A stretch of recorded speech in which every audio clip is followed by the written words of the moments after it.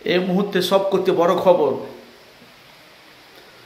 Social media আপনারা জানেন লোকসভা নির্বাচনের ভোটের পরে যে আসমা বিবি আইএসএফের দল ছেড়ে তৃণমূলের দলে যোগ দিয়েছে।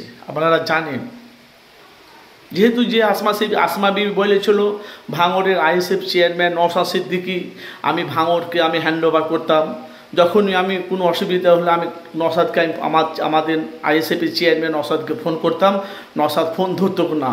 তো অনেক চিন্তা ভাবনা করে আমি তৃণমূলে যোগ দিয়েছি। সেই আসমা বিবি কিন্তু আইএসএফে যোগ দিচ্ছে 2026-এ।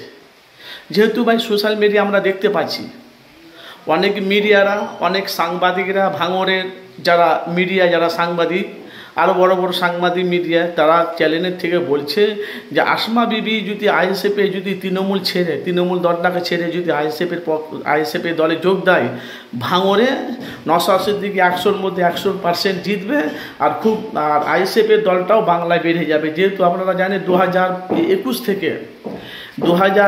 থেকে 24 পর্যন্ত আসমা বিবি 2021 থেকে আপনারা জানেন 2021-এর এই আসমা বিবি আইএসএফের সাথে যোগ ছিল, আইএসএফকে অনেকটা সাপোর্ট করেছে আসমা বিবি, আপনারা জানেন।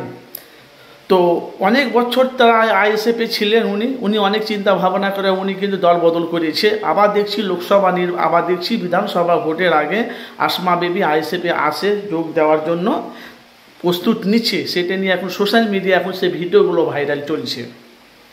তো আইএসএফ ছেড়ে আপনারা জানেন যে নওশাদ সিদ্দিকী হকের লড়াই ন্যায়ের কথা বলে, সত্য কথা বলে মানুষের কাছে বাস্তবটা তুলে ধরে যে 2021 থেকে 2026 পর্যন্ত 2021 থেকে 2025 পর্যন্ত আইএসএফ দলটা কোথায় গেছে আপনারা ভালোভাবে জানেন, আমাদের থেকে আপনারা বেশি জানেন যে আইএসএফ কমসে কম বেশি বাংলাতে 12 কোটি মানুষের মধ্যে আইএসএফের দলটা কম বেশি সবাই জানে।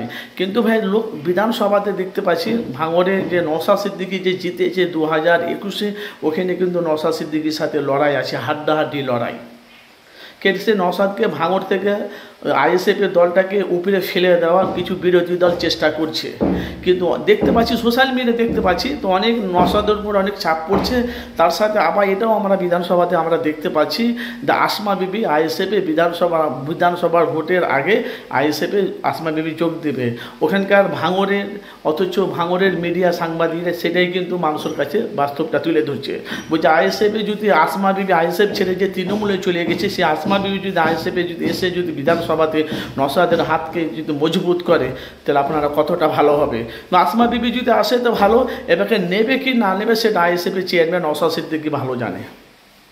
খুশির খবর, আসমা বিবি যদি আসে আইএসএফ নওশাদ সিদ্দিকী নেবে কি নেবে জানি না, কিন্তু এলে খুশির খবর।